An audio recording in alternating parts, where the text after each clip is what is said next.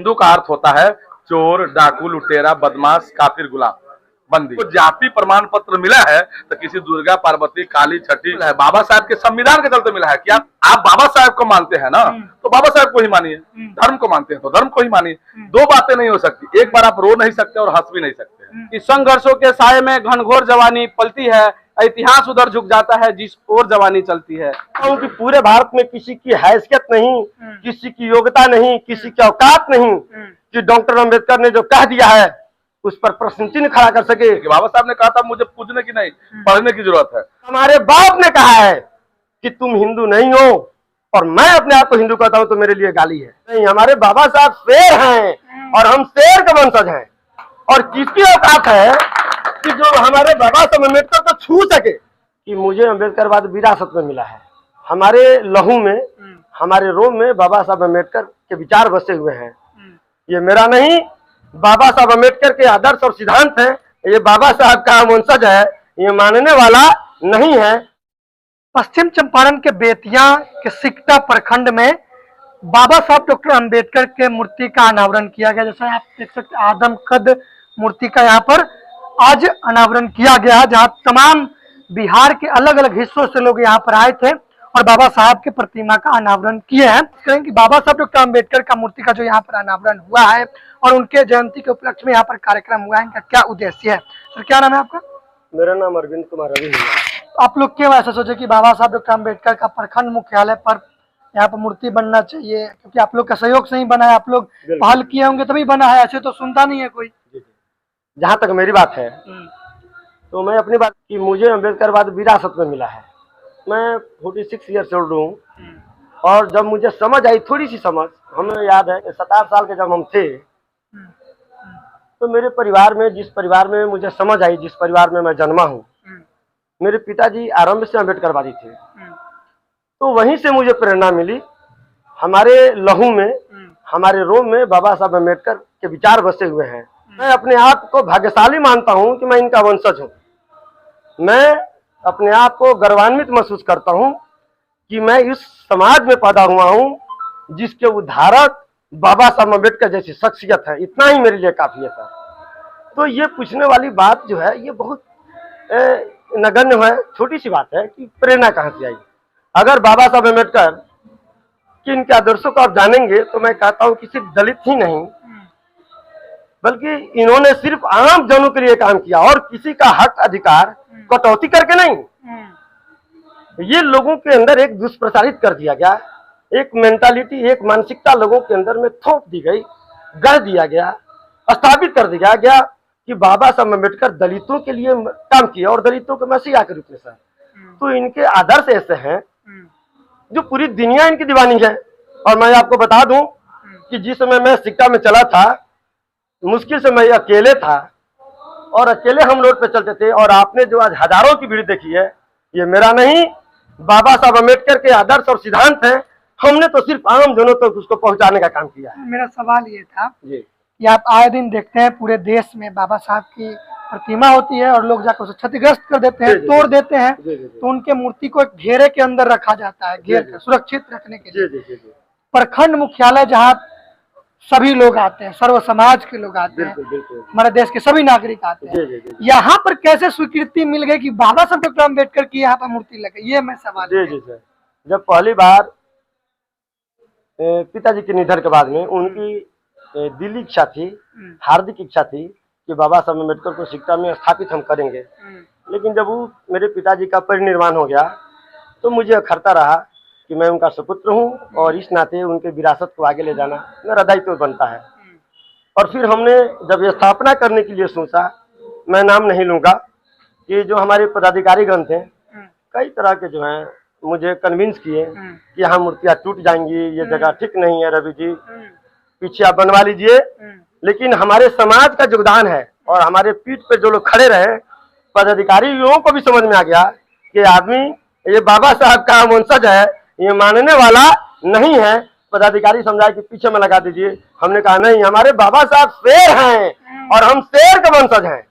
और किसकी औकात है कि जो हमारे बाबा साहब अम्बेडकर को छू सके। और हम लोगों ने प्रयास करके और जब हम लोग आगे बढ़े तो पदाधिकारी गण को भी हमारी स्वीकृति हाँ में हाँ मिलानी पड़ी और यह जगह हम लोग सर आखिरी में आपने कहा कि परिनिर्वाण हो गया आपके पिताजी, जी। है ना? बुद्धिज्म फॉलो करते हैं आप? बिल्कुल मैं बुद्धिज्म फॉलो करता हूँ। क्यों? बाबा साहब अम्बेडकर एक ऐसे व्यक्तित्व हैं जिन पर उंगली उठाना, उन पर क्वेश्चन मार्क और प्रश्न चिन्ह हम नहीं लगा सकते। हम क्या, मैं दावा करता हूं कि पूरे भारत में किसी की हैसियत नहीं, किसी की योग्यता नहीं, किसी की औकात नहीं कि डॉक्टर अम्बेडकर ने जो कह दिया है उस पर प्रश्न चिन्ह खड़ा कर सके। जब हमारे बाप ने कहा है कि तुम हिंदू नहीं हो और मैं अपने आप को हिंदू कहता हूं तो मेरे लिए गाली है। बाबा साहब आजीवन संघर्ष करते रहे और जीवन के अंतिम छोरों में जाकर के उनको ये चीजें महसूस हुई कि इस धर्म को, इस हमारे बहुजन समाज के अधिकारों को सुरक्षित रखना है तो हमें बौद्ध धर्म स्वीकार कर लेना चाहिए। अंतिम छोरों में उन्हें एक संदेश दिया समाज को कि ये अंतिम हमारा मार्ग है कि बौद्ध धर्म को स्वीकार कर लें। बौद्ध धर्म ये कोई नया धर्म नहीं है, बल्कि हम शुरुआत से हम बुद्ध के वंशज लोग हैं। बाद में लोगों ने हमको भटका करके इधर उधर जो है दूसरी जगह लोगों ने हमको लेकर के चले गए थे। तो ये मूर्ति लगाने का उद्देश्य यही है कि सिकटा के जन जन तक बाबा साहब के विचार को पहुंचाया जाए और हमारे सर जो अरविंद कुमार रवि हैं, इनके द्वारा इस रूप से प्रयास किया गया कि यहाँ एक मूर्ति बैठाया जाए और अनुसूचित जाति जनजाति कर्मचारी संघ के सहयोग से इन्होंने बहुत ही अच्छे ढंग से यहाँ मूर्ति स्थापित करने का काम किया। और आज जब अनावरण हो रहा है, आप देख रहे हैं इसको पक्का नहीं किया गया है, इसके पीछे भी कुछ ना कुछ उद्देश्य है। उसको मैं आप अगर बताऊं तो इस रूप में अगर देख सकते हैं आप कि इनके ऊपर मनुवाद का जो कहर है वो बरपा है कहीं ना कहीं, और इस वजह से ये जो शिलापट है नहीं लगाया गया है। और आपके पीछे एक और शिलापट दिख रहा होगा इधर, वो लगाने का मांग किया जा रहा है, जबकि यहाँ भीम आर्मी टीम जो है ये कह करके अड़ी है कि नहीं, काम हमने किया है तो हमारा ही लगेगा, किसी दूसरे का क्यों लगे। और इसलिए हम लोग विरोध नहीं हम लोग कर रहे हैं, लेकिन हम लोग ये कह रहे हैं कि हमारा काम है, तेरे दूसरे को क्यों जाए।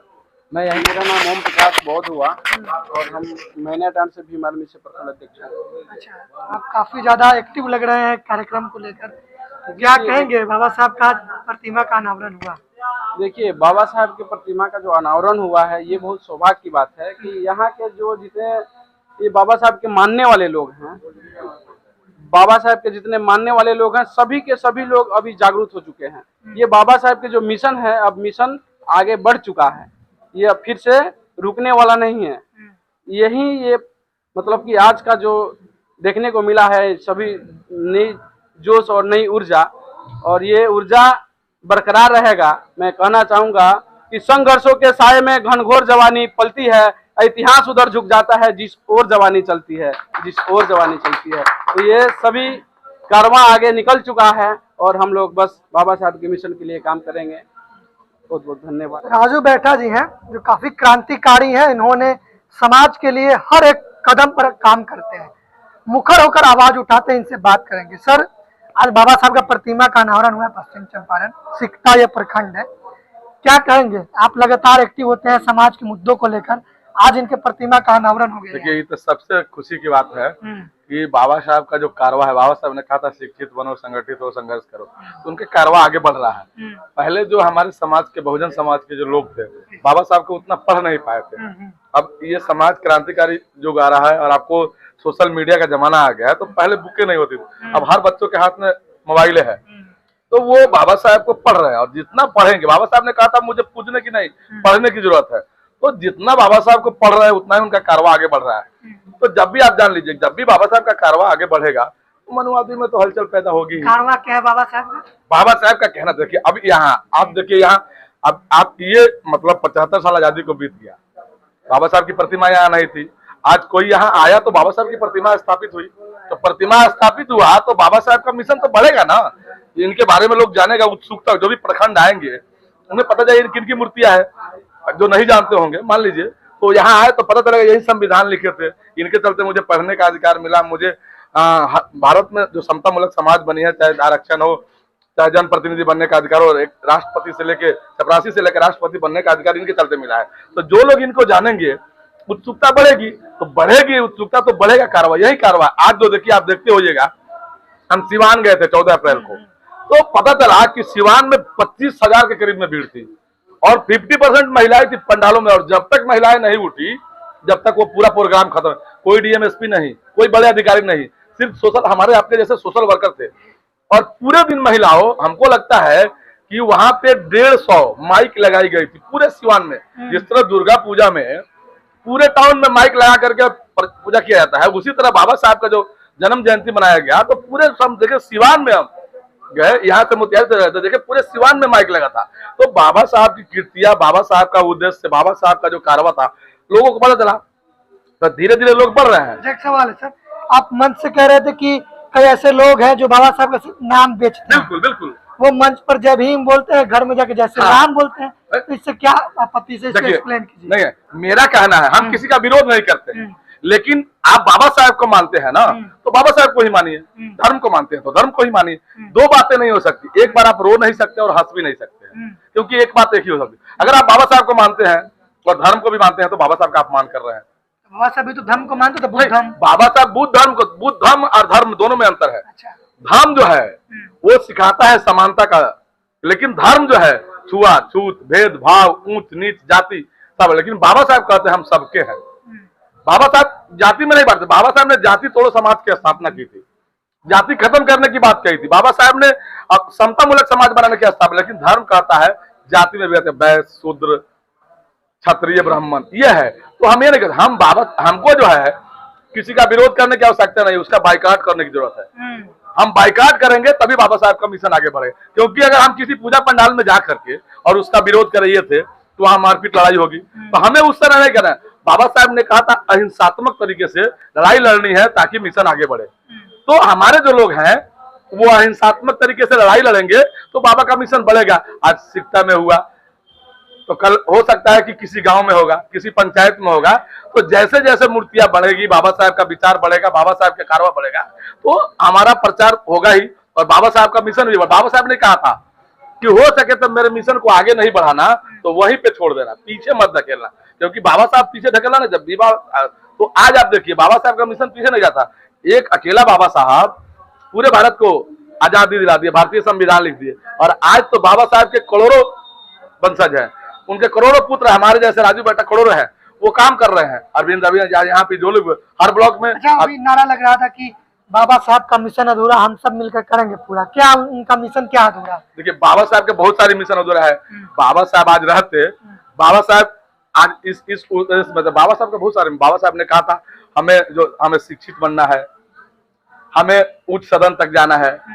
हमारे लोग जो है ज्यादा करके जो है उच्च सदन तक, जो लोग भी जाते हैं उच्च सदन में, आप देखिए कोई भी जाए, चाहे वो मंत्री विधायक हो, मैं खुले आपके चैनल के माध्यम से कहता हूँ, जो लोग भी सदन में जाते हैं बाबा साहब की बातें नहीं करते हैं, वो पार्टी की बातें करते हैं, चाहे वो किसी दल के हो।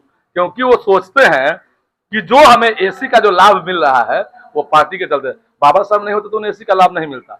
लेकिन वो सदन में जाके बाबा साहब की बातें नहीं करते, भारतीय संविधान की बातें नहीं करते। उनके सामने संविधान की कॉपियां फाड़ी जाती है, उनके सामने संविधान जलाया जाता है, उनके सामने बाबा साहब का अपमान किया जाता है, लेकिन सदन में वो गूंगे और बहरे की तरह बैठे रहते हैं। अब ये पंसिल का पट्टा रखे हुए अपने गर्दन में, बाबा साहब अपने जीवन के अंतिम क्षणों में बौद्ध धर्म को अपनाया और उन्होंने किताब भी लिखा बुद्धा एंड हिज धम्म।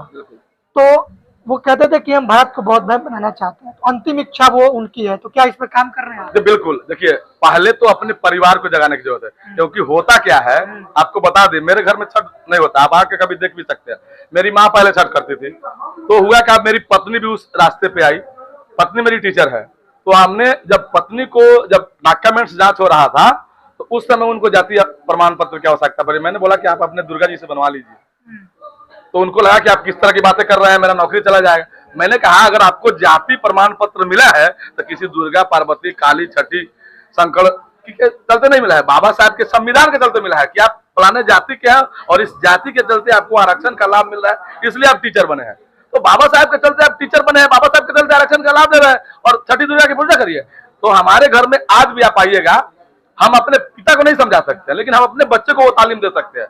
जब हमारा परिवार सुधरेगा तो उसका अनुसरण हमारे आगे भी सगे संबंधी है, अगर वो हिंदू रीति रिवाज से करते हैं, हमारे सगे हो, हम उनके शादियों में नहीं जाते हैं। मेरी भी शादी हुई थी, मैं मछली चावल खा के गया था, मैं आपको बता रहा हूँ 28 अप्रैल 2002 में मेरी शादी हुई थी। मैं उस दिन भी मछली चावल खा के शादी में गया था। लोग कहता है मटकोर कौन आएगा, फलना होगा, लोग भूखा रहता है। मैं आपको बता देता हूँ कि मैं मछली चावल खा करके गया। और आज भी मेरे घरों में छठ नहीं होता है, और छठ के दिन हम लोग मछली चावल बनाते हैं, खाते भी है। आपको भी बता दें, हमारे गांव से भी 2 लड़का है। आखिरी में आपसे एक सवाल, आप मन से एक बात और बता रहे थे लोगों को कि हिंदू एंग्लो इंडियन शब्द है। बिल्कुल। किसी से आप कोई आपके यहाँ आए तो कोई पूजा वूजा करवाने, तो हम चाहेंगे वो कथा आप जो बता रहे हैं हाँ हाँ, आपको बता दे, आप पढ़िएगा, गूगल में सर्च करेगा व्हाट मीन्स इन हिंदू, तो गूगल वाला बता दे। हिंदू शब्द जो है एंग्लो इंडियन शब्द है। हिंदू का अर्थ होता है चोर, डाकू, लुटेरा, बदमाश, काफिर, गुलाम, बंदी। इस देश में जब ईस्ट इंडिया कंपनी राज करने आई, तो उधर से जो व्यवसायी लोग, ईस्ट इंडिया कंपनी के जो व्यवसायी लोग मोहनजोदड़ो होकर यहाँ आते थे, तो रास्ते में उन लोगों का सारा मुद्राएं छीन ली जाती थी। तो वो लोग उन्हें हिंडो हिंडो कह के गाली देते थे। हिंडो का अर्थ गाली होता है कि मतलब किसी का सामान छीनना। यही उसी को भारत में ला करके हमारे सभ्यता संस्कृति को खत्म करने के लिए हिंदू को हिंदू कर दिया गया। हम हिंदू नहीं है, हम इस देश के वासी हैं, हम भारत के मूल निवासी हैं। और यही भारतीय संविधान भी कहता है कि जब भी किसी को जाति प्रमाण पड़ता है, कोई कुर्मी नुनिया देना बीज मला और गवार तिली चमा दुसार डोम मुसर में तरपासी को, तो उसमें लिखा रहता है कि भारतीय संविधान के अनुच्छेद इतना बिहार राज्य के जम्मू कश्मीर स्वायत्त क्षेत्र के लेकर के आप फलाना जाति के जो अनुसूचित जाति की श्रेणी में क्रम संख्या इतना पर आता है, ये जाति प्रमाण पत्र निर्गत किए जाते हैं। तो हमें, अगर मैं जनप्रतिनिधि बना हूं, मैं मुखिया हूं, ये बाबा साहब डॉक्टर बी आर अम्बेडकर का देन है। अगर मैं मुखिया हूं, मेरी पत्नी टीचर है, तो बाबा साहब डॉक्टर बी आर अम्बेडकर, मेरे परिवार के लोग नौकरी में हैं, तो बाबा साहब अम्बेडकर का देन है, किसी छठी प्रभाती दुर्गा का देन नहीं है। इसलिए मैं बाबा साहब का अनुयायी हूँ, बाबा साहब का पुत्र हूँ, बाबा साहब का वंशज हूँ। इसलिए बाबा साहब के कारवा को आगे बढ़ाने का उद्देश्य है। अगर मैं बाबा साहब का को भी मानता हूं और धर्म को भी मानता हूं, तो ये बाबा साहब का अपमान है। इसलिए जो लोग भी ऐसा करते हैं, उन्हें जबरदस्ती नहीं है। देखिए, किसी पूजा पंडालों में जाने के लिए किसी जबरदस्ती नहीं किया था। वो जानते हैं, पूर्वजों ने उन्हें अपनाया है, तो पूजा पंडालों में जाते हैं। उसी तरह मेरे लोग जयंतियां मनाने की जरूरत है, इनके बातों पर गौर करने की विचार है। जिस दिन वो उन्हें जानेंगे, एक ना एक दिन जितना भीड़ पूजा पंडालों में लगता है, उतना ही भीड़ बाबा साहब की जयंतियों में, बाबा साहब के परिनिर्वाणों में लगेगा। और एक दिन फिर वो बौद्धमय भारत बनेगा, जो बाबा साहब का सपना था। क्या नाम है आपका? मेरा नाम विकास चंद्रा है। क्या कहेंगे आप, आज बाबा साहब की मूर्ति का अनावरण हुआ है? ये तो एक जो क्षण है, ये सौभाग्यवश सभी को प्राप्त होता है। और यहाँ पे जो भी परिस्थिति, जो यहाँ के जो प्रबुद्ध लोग हैं, जो बाबा साहब के कारवा को लेकर के चलते हैं, उनको बहुत बहुत धन्यवाद है और दिल से साधुवाद है कि एक और बाबा साहब का प्रतिमा सिकटा प्रखंड में, जो कि पश्चिमी चंपारण में पड़ता है, यहाँ स्थापित उन लोगों के सहयोग से और बाकी पूरे यहाँ के प्रखंड के जो सभी लोग हैं, सभी लोगों के सहयोग से स्थापित कर दिया गया। ठीक है। संतोष अम्बेडकर जी भीम आर्मी के वरीय उपाध्यक्ष और तिरहुत प्रमंडल के प्रभारी हैं। इनसे बात करेंगे। ये भी इस कार्यक्रम में शामिल हुए हैं, मूर्ति अनावरण में। यहाँ बेतिया पहुंच गए हैं, पश्चिम चंपारण में। क्या कहेंगे, बाबा साहब की दीवानगी और जुनून आपके ऊपर इतना है कि वहाँ से यहाँ चले आए, मतलब अपने जिला के? ये जवानी ही पैदा ही लिए हैं, जब से तब से सम्मान के जीवन इनके वजह से जी रहे हैं। तो इनके लिए बेतिया क्या, देश के किसी कोने में भी जा सकते हैं। और सबसे पहले सिकटा प्रखंड के जितने भी कर्मचारी है, भीम आर्मी के सदस्य है और तमाम बहुजन समाज के लोगों को बहुत बहुत साधुवाद कि आपने बाबा साहब को ऐसे जगह स्थापित करने का काम किया है जहाँ पे गाँव में बाबा साहब को देखना पसंद नहीं करता, और आपने छाती पर बाबा साहब अम्बेडकर को स्थापित करने का काम किया है। तो हम साधुवाद के पात्र है आप लोग। और अभी तो बाबा साहब को जाना ही लोग कहाँ है, अभी बाबा साहब को जाना नहीं है। तो देखिए, अभी तो टेलर है, 2 4 5 साल और रुक जाइए। बाबा साहब को अब देख रहे हैं हर जगह, दलित का बात, अम्बेडकर का नाम हर जगह, या मजबूरी में ले या शौक से ले या मन से, दिल से, इच्छा से ले, लेकिन लेना तो पड़ेगा। किसी कीमत में अम्बेडकर के नाम लिए बगैर अब इस देश में किसी भी जाति या धर्म के लोग, चाहे कोई संगठन का लोग सोचेगा कि हम राजनीति कर ले, सत्ता में स्थापित हो जाए, ये नामुमकिन है। तो दलित क्रांति का प्रतीक बन चुका है। और अम्बेडकर आज का आने वाला समय वेट कीजिए और देखिए जिस तरह से युवा अपनी जीवन का हर चीज कुर्बान करके और आज अम्बेडकर, फुले पेरियार और बुद्ध को स्थापित करने में लगे हुए हैं, भरोसा दिलाते हैं। हमारे जैसे युवा अम्बेडकर को स्थापित करने में और हमारे रहबर बाबा साहब को सम्मान में गर्दन काट सकते हैं तो कटवा भी सकते हैं, इस बात को याद रखना है। और कभी भी बाबा साहब ने कभी भी झुकने का वो हम लोग को वो नहीं दिया। बाबा साहब अम्बेडकर से इसलिए डरते नहीं थे, बाबा साहब अम्बेडकर चरित्रवान व्यक्ति थे, शीलवान व्यक्ति थे। वो कभी लोभ लालच दलाली किसी तरह का वो नहीं किए। विद्वान तो थे ही, उनके साथ साथ ये चरित्रवान थे, शीलवान थे, इस वजह से लोग डरा इनसे। तो हम उनके वंशज है और उनको फॉलो करते हैं। भरोसा है कि समय रखिए, धैर्य रखिए, फिर मिलेंगे आपसे। और जिस तरह से आज बहुजन समाज के छोटे छोटे बच्चे जय भीम बोल रहे हैं, जय फूले बोल रहे हैं, पेरियार के रास्ते चल रहे हैं, पाखंडवाद को, मनुवाद को जड़ से खत्म किया जाएगा। और एक दिन इस देश में पुनः बुद्ध का जो मार्ग था वो स्थापित होगा। और एक वक्त आएगा कि ब्राह्मण समाज का लोग भी जो आज बाबा साहब के विरोधी है वो बाबा साहब का अनुयायी बनेंगे, क्योंकि बाबा साहब को लोग पढ़ा नहीं है। बाबा साहब अम्बेडकर ने सिर्फ दलितों के लिए बात नहीं किया है। आज बहुत सारे मंच पे बोल रहे थे, पढ़ रहे हैं लोग कि बाबा साहब अम्बेडकर ने पे बैक टू सोसाइटी, महिलाओं को जो प्रेगनेंसी के समय में जो लिव मिलता है वो सब किनके वजह से मिलता है। आज 8 घंटा का अधिकार, श्रम अधिवेशन को पढ़ लीजिए, सिर्फ 27 नवंबर 1942 अधिवेशन को, उसमें सारा दूध का दूध पानी का पानी हो जाएगा। ये देश में मजदूरों के जैसे काम कराया जाता था 16 घंटा 18 घंटा, आज 8 घंटा काम कर रहे हैं। किनकी वजह से? तो हमारे समाज की महिलाएं अभी पढ़ी नहीं अम्बेडकर को। जिस दिन पढ़ लेगी उस दिन अम्बेडकर को सही में, कुछ लोग कहते हैं कि अम्बेडकर को सुबह सुबह उठ करके महिलाएं, चाहे किसी जाति धर्म का हो, वो एक फूल चढ़ाए उनको, क्योंकि आज आपके सम्मान में आज पुरुषों से कंधे मिला कर चल रहे हैं, वो सिर्फ अम्बेडकर का देन है। तो पश्चिम चंपारण के सिकटा प्रखंड में बाबा साहब की आदमकद मूर्ति का यहाँ पर अनावरण किया गया है। बाबा साहब डॉक्टर अम्बेडकर जो संविधान के निर्माता थे और अर्थशास्त्री, राजनीतिज्ञ, इतिहासकार भी थे। उन्होंने इस देश के शोषित वंचित समाज के लिए हक अधिकार दिलवाए।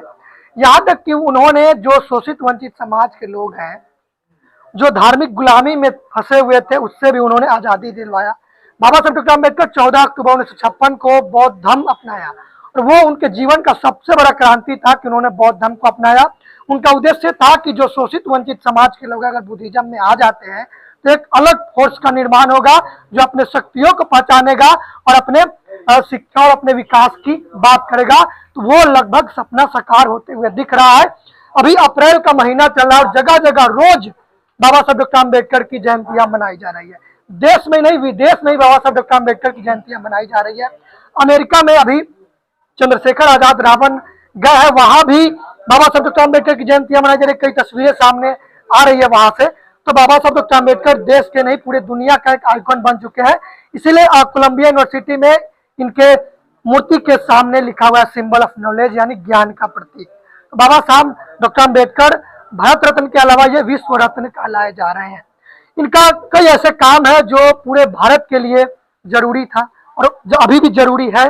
जैसे कि रिजर्व बैंक ऑफ इंडिया का स्थापना हुआ है, उसमें बाबा साहब डॉक्टर अम्बेडकर की एक पुस्तक है प्रॉब्लम ऑफ रूपी, रुपए की समस्या।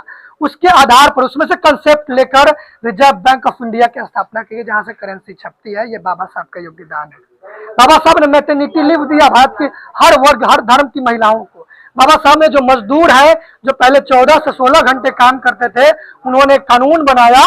जब वो कानून मंत्री थे तो उन्होंने 8 घंटा काम करवाया। जो मजदूर होते हैं वो 8 घंटा काम करेंगे। यहाँ के देश के कर्मचारी भी होंगे, कोई भी होंगे, वो 8 घंटा काम करेंगे और उनके पूरे दिन का पैसा मिलेगा। ये बाबा साहब डॉक्टर अम्बेडकर का देन है। तो ये किसी जाति धर्म के लिए स्पेशली काम नहीं किए, ये पूरे भारत के लोगों के लिए काम किए। और उसका प्रमाण है कि ये कहते थे we are Indian firstly and lastly, हम भारतीय हैं पहले और अंत में भी। तो ये बाबा साहब का कथन है। तो बहुत सारी बातें हैं, अगर बताने लगे तो काफी लंबा टाइम हो जाएगा। यहाँ पे तमाम लोगों ने इनके बारे में भी बखान किया। तो इस मूर्ति का यहाँ पर अनावरण हुआ, इसको लेकर आप लोग क्या सोच रहे हैं, अपनी प्रतिक्रिया कमेंट बॉक्स में जरूर दें। धन्यवाद।